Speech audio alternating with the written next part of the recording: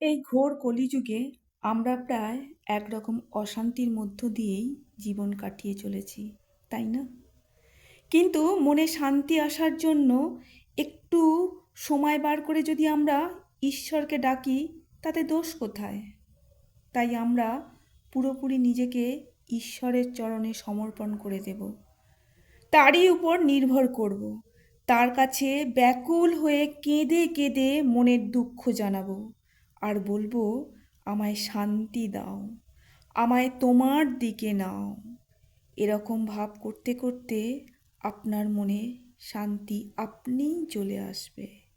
বিশ্বাস আর নিষ্ঠা থাকলেই হলো।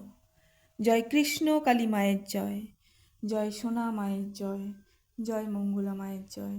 সবাই ভালো থাকবেন, সুস্থ থাকবেন, আনন্দে থাকবেন, হাসি মুখে থাকবেন।